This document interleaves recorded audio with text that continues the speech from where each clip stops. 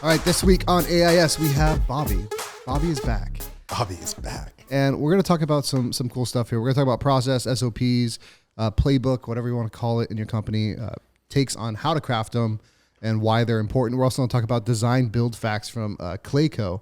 They have some really cool approach to design build, and they were they're the highest revenue contractor in the United States. And they also have a pretty cool 4D design build program where the schedule actually overlaps the 3D, which is really neat. And then we're going to go through tech stacks with Choate Construction. Their tech stack is freaking wild. It makes us look like kindergartners. So there's a lot of cool things in there. Okay. And but I would like to kick it off. Bobby, what's new? How you doing?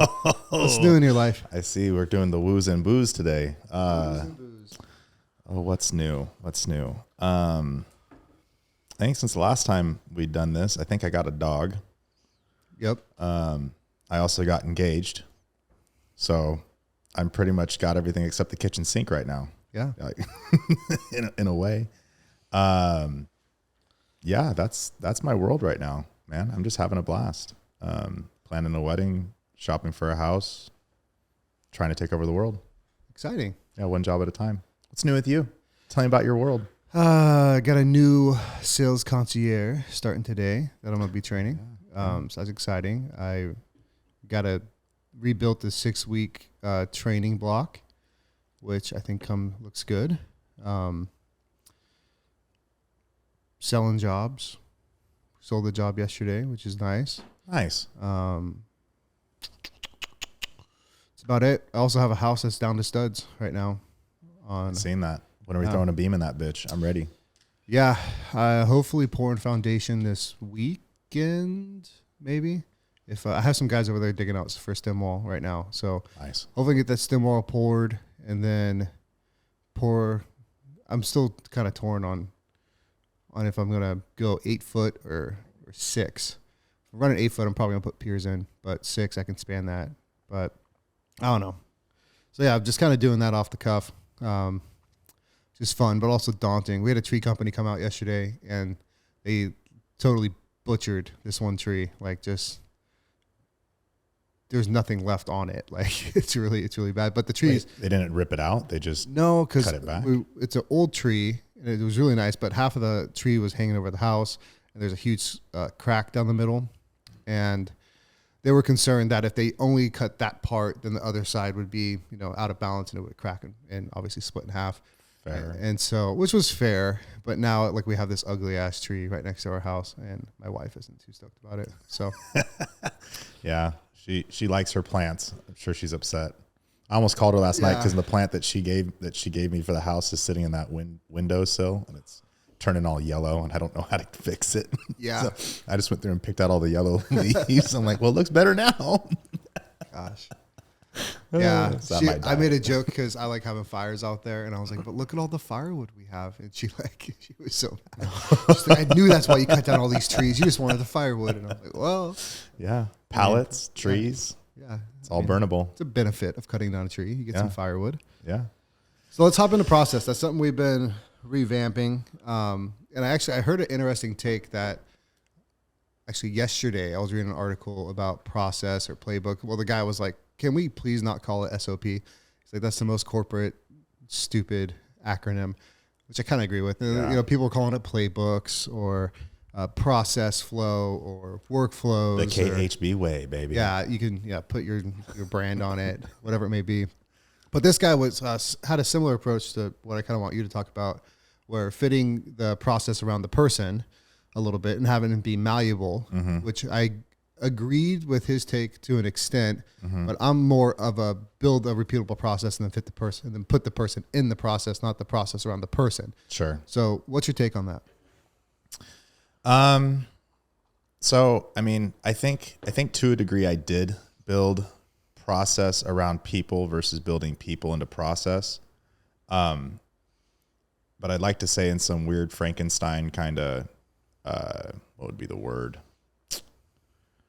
Yeah, in some sort of Frankenstein way, I kind of had like this vision, like I knew the people's strengths already. So the places that I knew where they needed to go, I just needed to figure out, okay, let's watch this operate. Cause I'm big on, I I guess you could say like the scientific theory of hypothesis, where I think this is what's correct, so I need to test everything else that's not in order to prove my hypothesis correct, right? That's the way you test things. You test the opposite. You don't test the theory. You test everything else around it to make sure your theory is correct. So if that makes sense, you basically prove yourself right by proving everything else wrong.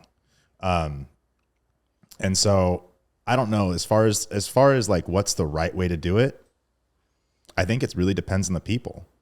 I think really it's dependent upon who you hire, because like building the process and then trying to fit the people into the process, depending on how trainable that person is or how rigorous the training process is, that person will succeed or fail based upon that, right? The process will not always cover everything that needs to be covered in order to be successful at any given time.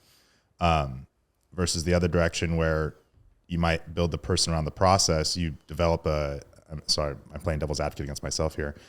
You develop an issue where you might have relationship with that person, you see their strengths and you see their weaknesses, but maybe they're not trainable as well, right? And so now you're trying to build a process around that individual's position to make them successful, and that's difficult when you have when you're failing plan. That's why I see both of them. I don't know where they succeed, because one of them, the upfront work and predictability is so difficult, right? Whereas the other one is more malleable. Which is why I like the phrase playbook, because it's a structure around what should be done in this instance to get an outcome that's desired by the company. Sure. And I think that only guarantee in creating process is that process is going to change. The process, Airbnb's process, day one is not the same as Airbnb's processes today, right? Because the processes are only as good as efficiency of the size of the company. So like as you're growing, as you're scaling, like I think it's good that process changes, hopefully every 6 months or so. Sure. The way that this person phrased it was similar in a fact where like it is like you do need to have like a right person, right seat type of aspect to that position. And that person, like in from what I took away from it, is like the ideal person in that seat executing those SOPs to reach the deliverables and the ideal outcome for the company, ideally is going to break your SOP, is going to change your SOP, yes, and is going to excel past the confines of that playbook, right? Sure. Because it's a jump start. It's almost like this is the teachable, valuable, repeatable process we put in place to get the ideal outcome that we're looking for. But this is the ground floor, like break this, make this better, refine this. And I thought that was really interesting, because the ideal candidate or the ideal employee in that position should better your company in that role. They should make it more efficient. They should be refining process and making things, smoother. I agree. And so I think the key word there is like the ideal employee. So I think you and I had a conversation about this recently, where I was talking to another entrepreneur about the process will only get the individual or somebody that you hire to like a 7 or an 8, right? If we're doing a 0 out of 10 scale. So they only get them to a 7 or an 8. But then that ideal person will come through and break that SOP or break that process, break that playbook and take it to a 9, right? And take it to a 10. And then that person, now you have a new SOP, right? Which then paves the way for growth, right? Because we can't go into every position every single day and make those decisions. I shouldn't say we can't. I can, but then it defeats the purpose of having somebody in that position to be able to perform the work that's being done.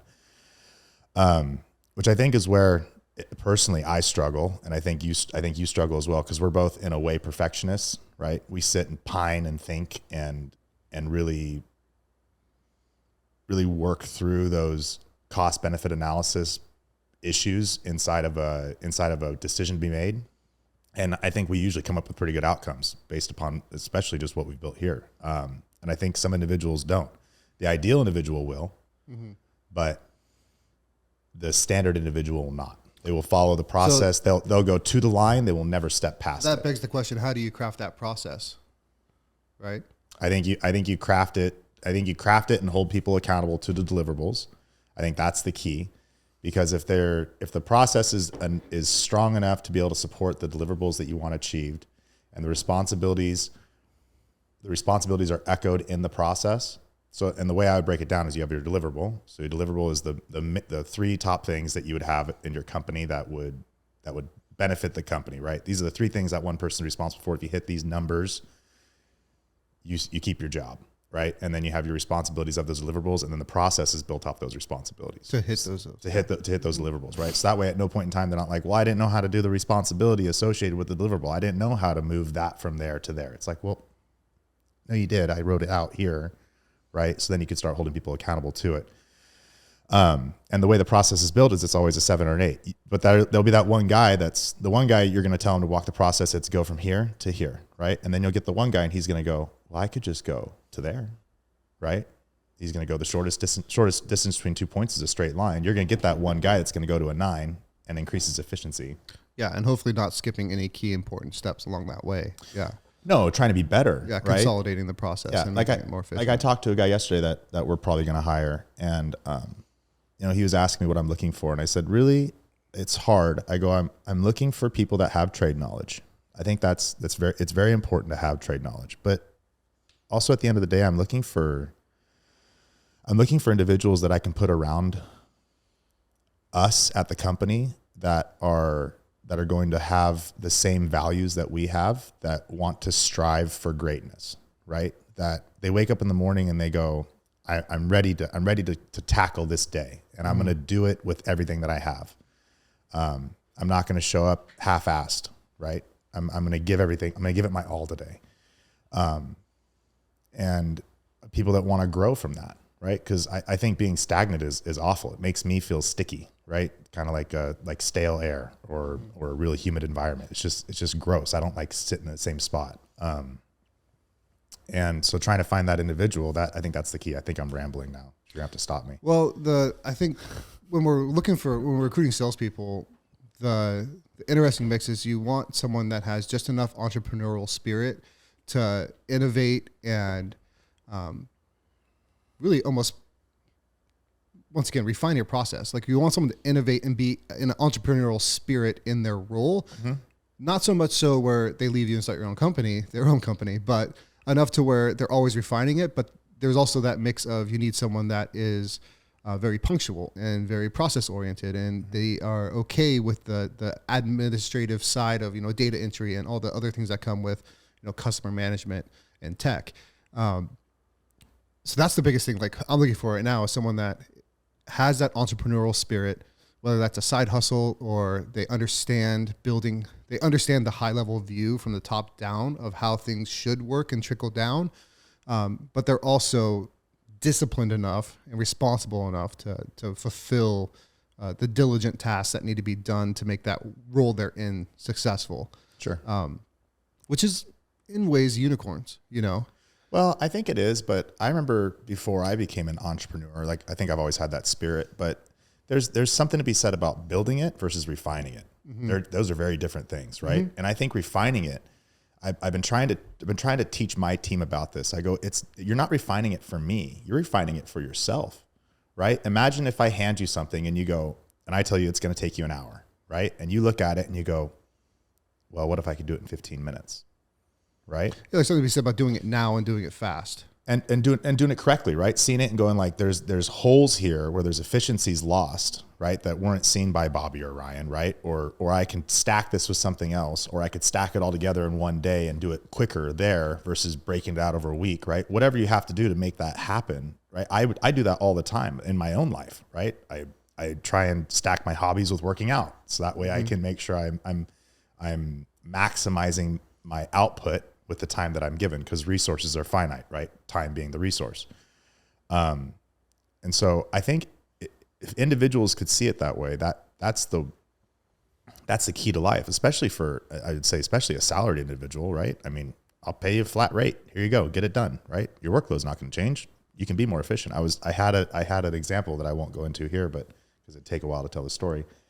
For my supervisors and my project management team, I'm like, I would be kinking this whole thing to where if I was a site supervisor, I'd probably be working on one job a day and you'd never see me. And my shit would be going smooth as cake. And all I'd have to do is offer 2 people lunch. Here you go. I'll buy you lunch. Cost me $20 and have a blast. So, I mean, in this economy, I don't know, man. $20? I can take you to Scott's Subs and get you $20. I mean, I got a Subway nowadays. It's like $16 for a foot long and a drink. I know Scott's is holding prices, bro. You got to go to Scott's. Try Scott's. Yeah, love Scott's. I like my people at Subway though. Yeah, I'm just not a Subway They always give guy. me the free cookie. I got food poisoning at Subway one time. I did the meatball marinara with the you can't do the meatballs cheese. at Subway. Yeah, that stuff. And You got to go cold cut or BMT. Yeah. Mm-hmm. Yeah, I was 16 and didn't know better. That's tough. Gross. Anyways. Yeah. Back to processes. Process and why it's important. So when you're putting someone in a role and you have a process, you put them in a box, right? You put them in this little confine and you're letting them know, here is what we're going to define as success for this position, sure. i.e. deliverables. And then you trickle all the way down to here's the processes that are repeatable on any given project, because we're not curing cancer here. We're renovating homes. Yeah. It's a pretty repeatable process from all the way from lead capture through job completion. Everything can be measured and tracked and measured against for efficiency's sake. I guess the importance of process, like, because with our goal here, 5 locations, 50 million, 5 years. That just doesn't happen by being an owner operator, right? Yeah. So the importance of, like, when we first started and building out really a rough structure, we had a rough org chart. We had processes built around where we wanted it to be around that year. I think we hit 3 million-ish, 3 something that year, our first year. And those processes held up for the most part, right? Sure. In the fact that there was no real customer facing issues, that was a bad review or anything like that. Projects finished for the most part on time and successful. There were hiccups, there were growing pains, just like any company. Always will be, yeah. Always will be. Even when we make that jump to 30 and then 40 and then 50, there's going to be multi-market and multi-management reporting system hiccups, and there's going to be issues. What's the importance of building for where you want to be, not for where you're at? Well, I think mostly it's predictability, right? Okay. That would be my opinion of it. And building for where you want to be, it's to know it, it's to see what's missing before you get there, right? It's reverse engineering. It's what we've done since we started this thing. Yeah. Right. I want to be, we want this to be a $50 million company. What's a $50 million company look like? What processes and systems do we need around it? I mean, you and I have our painted picture documents and our 10-year plan and our 5-year plan all written out. And you revisit that regularly. I really think the process is for repeatability and predictability. If you're going to give somebody else to manage, they need to know what they can hold somebody to be accountable for. And then if something fails, you need to be able to go to that point of failure and diagnose it. I would liken it to something of, your arm hurts, right? And there's all sorts of deliverables from my hand to get to my head, right? And if something doesn't happen here, there's going to be something that's going to say that hurts, and that's why this doesn't work, right? And so I need to go and fix that. The alarm goes off. Yeah, alarm goes off, right? That whatever that issue is. So I think that's why the process is important, and then measuring it. What gets measured gets managed, and if it's not getting measured, it's not getting managed. It can't be processed. Which it is can't be essentially a key performance indicator. Which, a little side quest question. Side quest. You have the choice of 2 KPIs. You're on an island, right? You're running a $50 million company. What 2 KPIs are you going to look at to see if your company is still successful?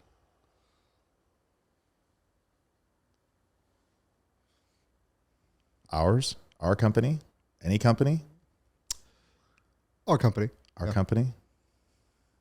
Oh, you threw me off guard here. I had side quest. Side quest question. Can we return back to this? Side Can we quest, come back? Side quest can't be easy. I know. But can we leave it as a side quest, and can we revisit this at the end? Because I want to think about that one. Only one? 2. 2. I get to pick 2. What are your 2? What am I 2? Yeah. Are you going to tell me, or do I have to answer first? Yeah. So lead to estimate ratio and accounts receivable are my 2. Okay. That's fair. Only 2. I look at so many. I really would have to think about that. It's tough. If you go too granular, you're not going to get a big picture of That's what the rest of the company, what's happening. Sure. If you go too broad, then there's a lot of things that are left to assumption. Sure. So I can tell you why lead to estimate ratio is mine. I mean, and accounts receivable. And when we're talking KPIs, we're talking leading or trailing. Well, those are both. Well, lead estimate ratio is a leading and trailing. And it's an efficiency metric. AR is also a little trailing, but also it's also leading. So it gives you a picture of both sides, right? Sure. Because if I know how many leads come in, sold estimates, or invoiced? That'd be sold. Sold. Okay. Yeah, because if it's sold, depending on who's your operator, it can be invoiced if it needs to be. Sure. Yeah, that'd be. I guess you could say that's leading for operations. Right. So like if I know I have a 50% lead to estimate ratio with 5 million in AR, we're gonna be okay. Sure. You know what I mean? Sure. We're getting at bats. We're being efficient with our at bats. If we're going on 5 out of 10 walks, we're probably going on quality walks. Sure. I mean, there's still assumption that you have to make, but if I saw a 50% lead to estimate ratio and 5 million in AR month over month, I'd be like, we're good. Cool. Sure. Because worst comes to worst, we have to invoice for that 5 million. Well, get to some problem solving, right? Like get some trade partners in there, or stack the schedule, move something up, move something back, prioritize those high ticket projects first, whatever it may be. You can make it work to get invoiceable, really work completed and get some stuff work in progress. Sure. Get that whip going. Get that whip. Get that whip. Get that whip. Yeah, I mean, sitting here right now, I'm struggling between AR as well, but also just trend. Like, where are we trending to make sure that the overhead can be sustained? But trend's not one KPI. That would tie into, let's say, gross profit velocity. That would tie into lead but estimate duration. That would tie into estimate to sold. Yeah, but that's really trailing. Right. Yeah. I mean, because it's very heavy on the trailing side. It's saying like, this is what we have invoiced to date, and this is what we're showing that we will if we continue at this path. Right. Yeah. So that would tell me that there's an alarm going off. I need to that would basically tell me I'm on the island. I need to pick up the fucking phone. Yeah. And somebody either needs to fix it or lose their job. And the reason why I say it's not a singular one is because let's say shit hits the fan on a project and we failed rough inspection, right? Now we can't invoice there. That gets pushed. Now that's accounting for, not AR, but invoiceable work. That's accounting for net gain or loss on baseline. So, I mean, that's a compilation of KPIs as a trend, essentially. Sure. Well, that's why I asked about the clarification on AR. Yeah, singular. Singular. And so accounts receivable, right? Accounts receivable is sold projects, in my opinion. Sure. And in the bookkeeping world, it's invoiced work. So in my end of the business, AR would be, I did this, right? We passed the inspection. Now that is an AR. Yeah. Right. That 30,000 that I'm going to collect from this client is now an AR. Yeah. I'm viewing it as contractually we're obligated to receive $500,000 from this client. Sure. Sure. And that is one way to look at it as well. Yeah. It depends. I guess you're gonna have to give me some time if you're gonna put stipulations on it. It's a single stipulation. 2 KPIs that are singular. 2 KPIs. I think that is. I guess I don't see how that's not a single trend? KPI. Yeah, trend, because it's based upon historical against date. That's it. It just takes into account multiple KPIs to calculate that trend. Sure. There's multiple variables that play. Yours was lead to estimate.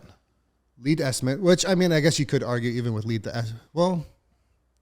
It takes multiple variables for that. Variables. It does, right? I mean, because it's anything aside from really, I guess even a lot of marketing KPIs would have some leading and lagging. Yeah. I guess I'll allow trend. Looking at it, that's what I think I would like, trend. And then I thought about that, but I was like, that's a cheat. That's a cheat code. Because that does give you a all-inclusive picture. A little bit. It's a little bit of a cheat code, but it's also misleading. Well, what trend? Would you look at the sales trend? Would you look at... I would look at revenue trend is what I would look at.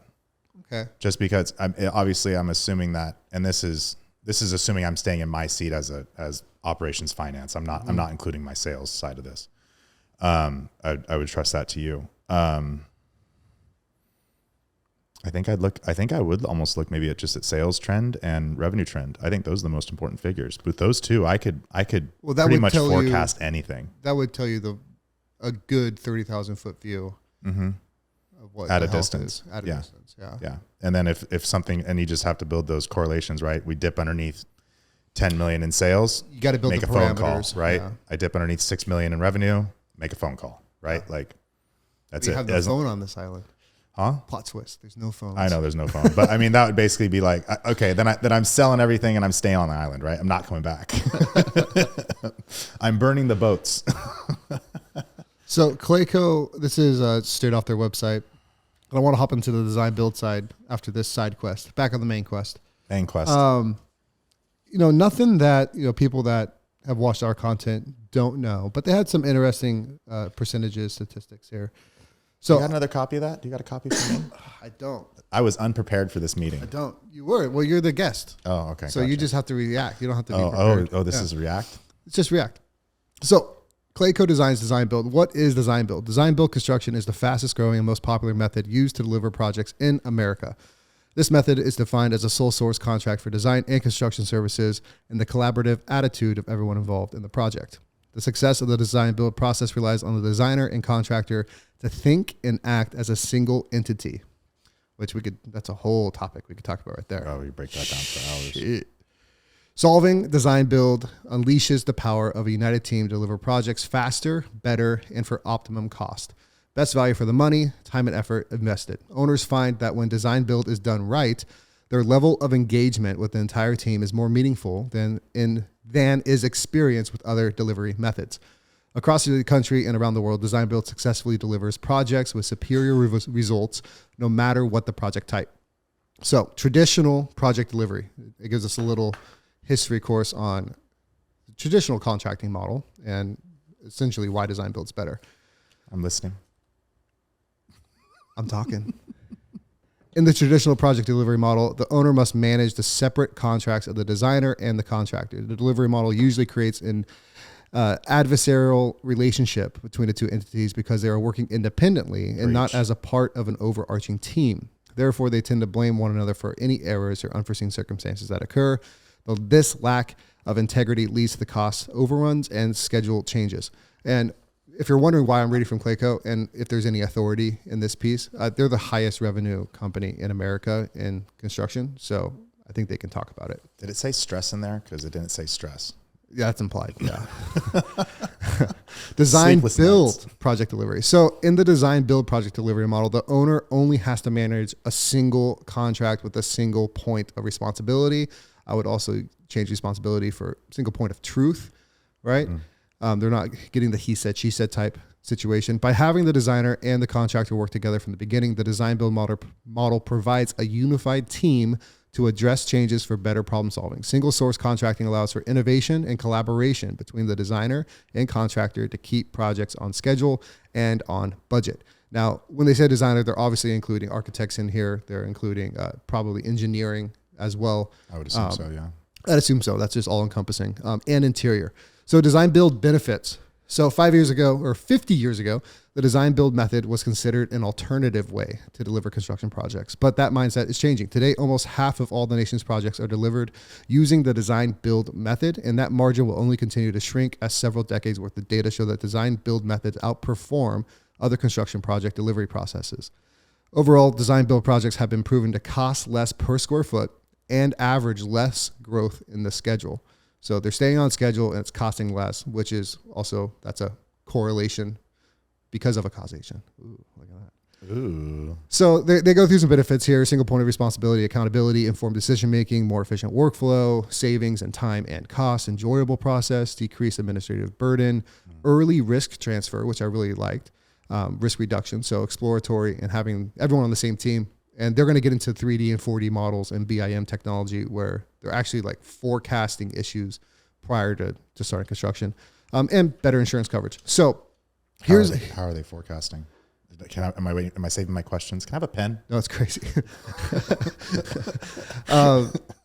So these are the stats I thought were really cool. So on average, design build is 102% faster than traditional design, bid, and build, DBB.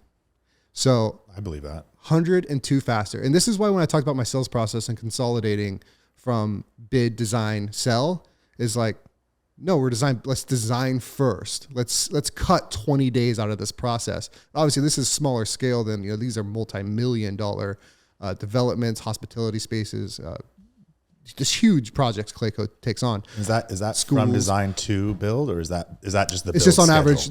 That's breaking ground. The life of that customer is 102% faster. Life of the client. Mm-hmm. Oh. 61% faster than construction manager at risk.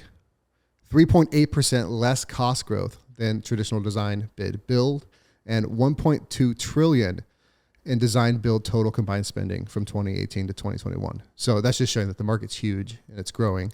Now they're visionary, their CEO, Bob Clark, he has a really cool collaborative firm. They talk more about that. His name's Bob, it's a decent name. I'll take it. You can look over that. I'll take it. What are some of the key takeaways that you like in there? For me, that I really love the collaboration, the teamwork, saving people over 100% in efficiency. Now, that's also on projects that, these could be 3 to 5 year projects. With us, sometimes these are 3 to 5 week projects. A little bit different. It might not be 100% savings because there's just not as much moving parts. But that was one of my biggest takeaways, is just the efficiency that design build's doing. And this is why I keep touting that in the next 5 to 10 years, the contractors in our space, because in the commercial space, this is already happening, but in residential, you still have the bid, design, build type thing, or even no design. Bid, hey, homeowner, go buy all your crap, and then build it, I really do think in the next 5 to 10 years, this is going to be the status quo for all residential contractors as well. Sure. So he's saying design, bid, build. What's design, bid, build? That's basically referring to the old way? There's 2 ways that they could take it. In commercial, you have to have condocs. Kitchens and baths, a little bit different. Sure. So they would go to an independent architect. They would have their conceptuals drawn. They would have the architectural drawings done. And then they would have that handed off to an engineer. Mm-hmm. And so basically, just like in tech, right? The architecture creates the framework of this beautiful app. Then it hands off to engineers and they do the nitty gritty independent, how is this going to work? Gotcha. Right? So, How is this going to carry load? How is this going to, even sometimes with engineers, be net zero or energy efficient? So he's talking about design, then bid, then build, as in the 3 different. Yes. Okay. Instead of just versus having one person. One collaborative single point of truth. I got too granular with the process. I thought he was talking about, we design it, then we bid it, then we build it, versus the style. No, the old style. Yeah. Yeah. Okay. A client would come to that firm. They would have a set of construction documents. That contracting company would bid it out. And then they're only responsible for what is on the plans. And we see this a lot residentially when homeowners come to us with architectural plans and a design that wasn't crafted by us. And they think there's an overhang on the backside of their master suite. They think that X, Y, and Z is happening. Yeah, throwing shade. They think that, X, Y, and Z is happening, but design's not done, right? You only have one piece of the pie here from one independent company that fulfilled his deliverables to you, but necessarily didn't set you up for a successful renovation, build, whatever it may be. Yeah, well, there wasn't the guidance of all parties involved, right? If that makes sense. That single point of truth again, right? That person that, because that guy shows up, does his job, and goes, sure, here you go. And God love the homeowners. They can't read condocs. Most can't. No, they can't. I think most people should be able to, but they're not construction people, right? For the brand up there. For the brand. So I think that's where, if you have that uniformity, that single point of truth, that's where you find the efficiencies, and you do what we set out to do in the beginning, which is we're trying to make this we're trying to make the construction industry better, right?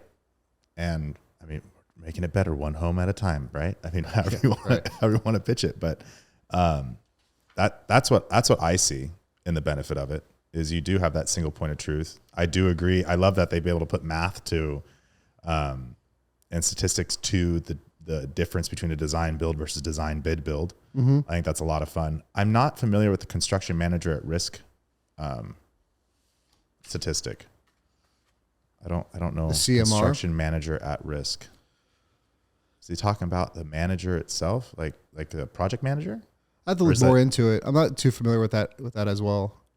I'd be curious to know what that is. I mean, what the at face value, what I interpret that as is the risk you're taking on with a project. So like Sure. if we're pocketing a steel beam in like that 1920s home, right? Sure. We're assuming all of the risk of putting that load on that beam. That right? would make sense to me. And so having design done first, having architecturals done, having engineering done with one point, the construction team is informed on how this is going to happen before it ever does, which is something we're going to talk about with the BIM and the 3D and the UAV mapping and all this other cool stuff that Choate Construction is doing, which I'm sure Clayco is doing the same thing. But yeah, I'm assuming that they assume less risk because they're well informed of the project prior than just getting a set of condocs and bidding out that. Sure. Well, you're doing what we're trying to do, where 90% of this is predictable. We just want to focus on the 10% that's custom. Yep. Right. If you can make more of it predictable, easier to do. Yeah. So Clayco, Bob, if you're listening, come on the podcast. That'd be cool. My boy Bob. So Choate Construction, and we have a local guy that's actually C3 Construction here in the Valley, and his last name's Choate. So I was like, when I saw this being the 20th or 30th largest construction company in the nation, I was like, oh crap, Seth. Like I almost texted him, but it's not him. So he has C3 Construction. Anyways, I thought he does real estate. The Choate Group. The Choate Group? Oh, Seth Cheek is who I'm thinking of. Yeah, Choate's real estate. Yeah. Choate's real estate. I knew it was familiar. Yeah. Yeah. I love Choate. Choate, if you're Group. listening, hey bud. Hey bud. Good to see you in Turlock here. Good seeing you on the interwebs. So what's cool here is they have like this augmented reality BIM walkthrough type stuff. Increases coordination, higher efficiency, better building. If you're ready to embark on your next project, we have a bevy of virtual solutions tailored to suit your needs. Oh, what? A bevy. What's a bevy? I don't know. You good? Freaking bevy. They're Choking on a bevy. They're probably from the East Coast. Yeah. They still got weird English words over there. A bevy. Anyways, so I wanted to talk about this tech stack because we have a pretty robust tech stack and we have a very robust pre-construction process. Yeah. More so than most in our market, at least. We excel in that aspect. Now, I'm just going to list off what they're using and essentially what it does. And then we can kind of imply what they're using this for. But the first one is AgTech, site analysis, quality, quantity takeoff, Autodesk, AutoCAD, pretty self-explanatory. Autodesk InfraWorks, planning design, Autodesk Navisworks, project review, Autodesk Recap. So they're really big on Autodesk. Reality capture, 3D scanning. They also use Revit, but that's not the only 3D building modeling that they use. Aren't Autodesk and Revit different? Like separate entities, right? Revit's actually a plugin for Autodesk. Okay, yeah. I remember. Yeah, I was trying to remember. Yeah. That's well, you can even chief architect. Well, you can even plug Revit into even SketchUp. Yeah. Edgewise building modeling tool, so another one. Faro Scene BIM technology, which is building image modeling essentially. They have a laser scanning process and management. They use SketchUp, another 3D design. Lumion, which is something we looked into, which is lifelike architectural visualization renderings, which I thought was really cool. Yeah, I remember looking at that. Yeah, and I'm actually still entertaining that over Blender and Unreal Engine, which is what I'm dabbling in right now. Procore, pretty standard at this size for project management. Drone deploy, drone and UAV mapping, which I thought would be really cool for some of our additions and new builds. I'm going to look into that. Revit's TOE collaboration, visual collaboration. Rhythm, RITHM, floor flatness and leveling QA. Site ops, civil site design, something you got to have. Construction site, 3D reality site capture. Now, what was really cool about this is, we know blueprints, we can have 2D design, we have 3D renderings, VR walkthroughs, even the augmented reality, like the BIM technology has been out for a while now, like being able to put in your mechanicals, put on augmented reality glasses, walk through that BIM model and kind of see where the placement of all these things are going to be. Similar to like doing a Matterport before, during, and after of a project, but virtually. Well, it was really cool. 4D model-based scheduling. So they have a live interactive schedule. And as the job progresses and percentage completion grows, the 3D render grows. So it will start with a flat plane, just Earth, right?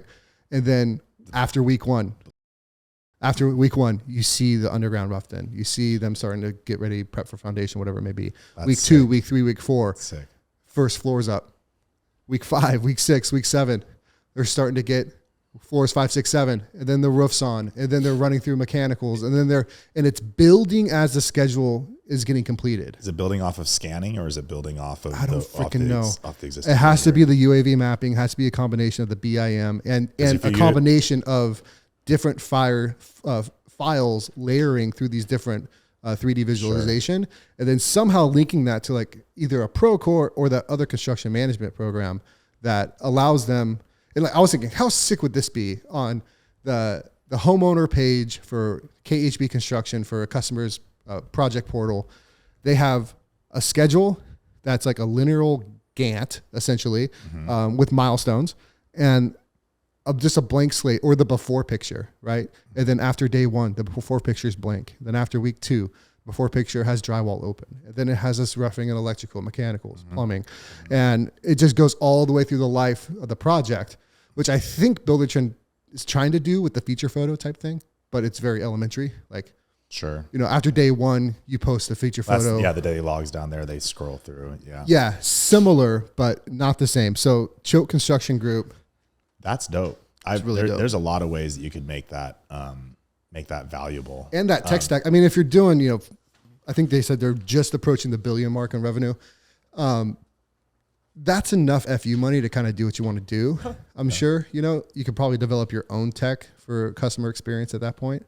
But that's the type of stuff that really sets you apart. When I saw that, I was like, man, that's next level stuff. Well, if you're building it out like that, I mean, I'm even picturing like you could have like a, The next thing, holographic render with that. So like you give your client just like let's say a 24 by 24 board, and it builds it holographically as it's building. Yeah. So it's just sitting on your desk in the office. That was where I was going with that. I was going to say something like set up like a customer service site inside their job site, right? Where it's like, hey, like they could show up and like their welcome center. Yeah. And like, they could be like, it's like day 1, and they can even click the button. Like there's a button down here or something. You click it and it's like, this is what's going to happen tomorrow. And it builds it. Right. Yeah. And this is what's going to happen the next day. And it builds it. And it builds it. Right. And you're just like, they could sit there and they could sit there and just have a great day, just going, watch my house get built. And watch my house get destroyed. Yeah. That'd be sweet.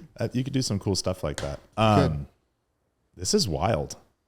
Yeah, pretty cool companies, obviously really successful, even on the design build firms. Well, and even on the project management side, if you had that much, talking about singular point of truth again, right? If you had everybody rowing in the same direction, looking at the same construction documents, and I think it's that risk management thing again. It takes a lot of risk out, knowing what it's going to be like after the week 1. Well, if you're standing there with the homeowner and the homeowner goes, "What's that?" and you go, "That," and the homeowner goes, "Sure." I mean, you're both on the same page. All the risk management and issues that you had there are done, right? Because you had that conversation. You're all sitting there looking at the same point of truth together. Yeah, it's not going to one document and when somebody's going to another document and then arguing about the facts. Because we start day 0 as before, and then we give a visualization of finish, right? And then there's always a minor punch list, or there's paint touch-ups, whatever it may be. But imagine having like every single day of a kitchen remodel visualized. Sure. To where like the homeowner sees that the cover plate's not on an outlet on, day 3 before finish. But then day 2 before finish, they understand like, oh, that's getting done tomorrow. Okay, great. They can fast forward and see what progress is going to be completed. Sure. It would take out a lot. And I think it'd be pretty cool. It would. I think it'd be helpful. It's fun. I mean, the more you have, the more you can show of what's happening behind the scenes, and reduce that unnecessary communication and have that single point of truth, the more efficient you can be. I mean, at the end of the day, it's why we do what we do. So what I think we need to do, or what I'm going to start looking into, is AI optimized scheduling Okay. And then I would love if we could just input all of our previous projects. It looks at all the inefficiencies. It analyzes the photos with the scope of work we're doing off the construction documents, the design, the proposal, and then actual daily logs that was completed or not. And just build out, just like essentially another standardized type process around project efficiency and transparency with our clients.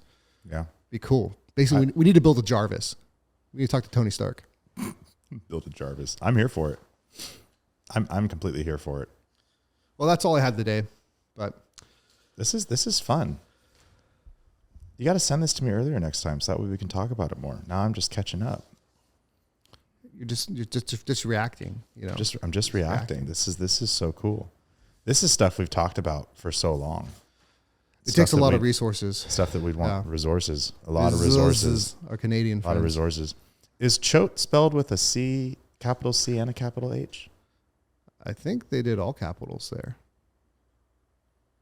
Choate's Virtual Works Team. Yeah, that was another. I dove into that page a little bit. They actually have obviously a whole dedicated crew built around this design process. Mm-hmm. This is more than, just having a drafter and a designer. This is probably a lot of tech heads, a lot of neckbeards, as they would say, a lot of neckbeards behind the scenes, making sure that this goes off without a hitch. Because I'm sure with that many moving parts, there's a bunch of fires that have to be put out on this tech and how they talk with each other. Because I don't think you can. Something's communicating to something within their design, BIM, UAV mapping, whatever it may be, that is talking to the schedule and their collab. And so there's something going on there that is probably proprietary. Not sure. I'm sure it's 100% proprietary. Got to look more into it. 4D scheduling, 3D laser scanning, and a host of other applications. These guys are working on some stuff that I would consider cutting edge or state of the art. Right? They're really breaking the mold of construction at that point.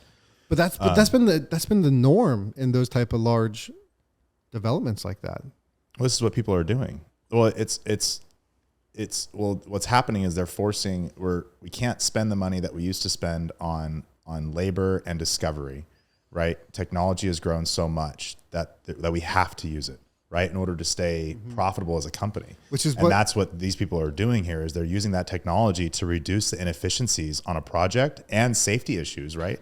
You don't have the guy going up 1,000 feet on a beam with a wire hoping he's going to get chopped off. The dude already knows, like, hey, don't send the guy up there. There's something up there we got to fix first. Yeah. Right. And in like an application for residential with the drone service, mapping out someone's attic space with a first person flying drone and just doing a full map of all their trusses, all the load points, like all that stuff in Discovery would save so much time and be such a good resource when we're sending that off to architectural, sending that off to engineering. Like it would be huge. Sure. Huge. No. So I think there's on a smaller scale, because unless we get into that world, which, isn't really our vision, we would be way too fat of a company to do renovations with that type of tech stack.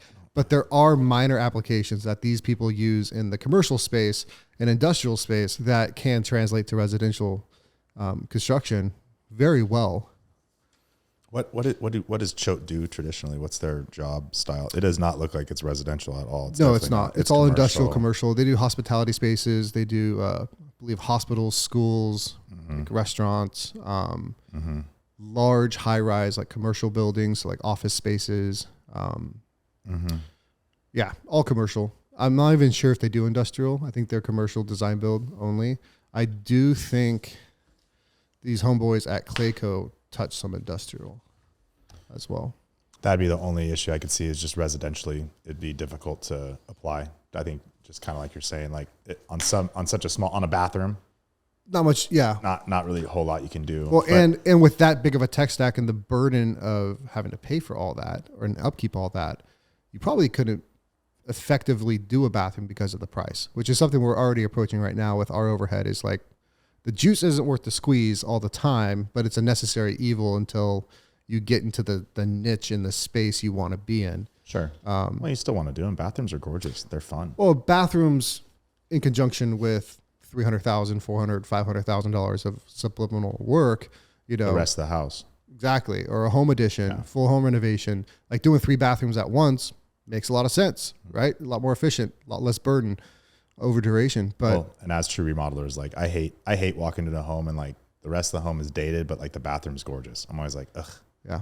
like dang it, like you guys just spend a little bit out here, spend less in the bathroom. But if there is one place to do it, I think it is the bathroom, because you can at least close that door. You know, like if you do like a brand new kitchen, but then all your other built-ins, all your other flooring, all your paint in the home like screams 90s, like that's super frustrating to me when people have this gorgeous kitchen and then the rest of the house just looks like 1990s. That's what's so funny. I'm reversed because you could shut the door. I can hide the bathroom. That's what I said. Make my kitchen gorgeous. Yeah. No, I would hide the bathroom. Oh, I thought you said do the bathroom, hide it. Oh, never mind. Okay, sorry. That's kind of what I was saying. Yeah. Like if you're going to have a gorgeous I was bathroom, saying, like enjoy your master suite. But yeah, I was saying do the kitchen and hide the bathroom. The kitchen's just a snowball. But that's I enjoy doing kitchens more, but doing a kitchen, the kitchen is a snowball. You're going to most likely be redoing your flooring either at that time or really soon after. You're going to be repainting the whole house. It's just, if there's a fireplace in the living room that's kind of connected to the kitchen, you're going to be doing that fireplace because it's probably the same tile match as the kitchen. Yep. Yeah, it's just, it can get really annoying. It's definitely a bigger scope of work. But I agree with you, bathroom. Like if I was going to do a space, like why not do the bathroom? That's where I wake up every morning and have to take care of all the stuff I got to do. It's what I got last place I would do my go master before I go to bath. bed. No one's going in there except for me and my wife. Yep. Ideally, the kids go to the nasty hall bathroom, and I get to enjoy that space, right? Not everyone else in my house. Yeah. Yeah. Yeah, exactly. All right. Well, that does it for this episode, AIS. We're done. What's the throwaway? Is that throwaway? Done. Throw it away. That's the pod. That's it. It's over.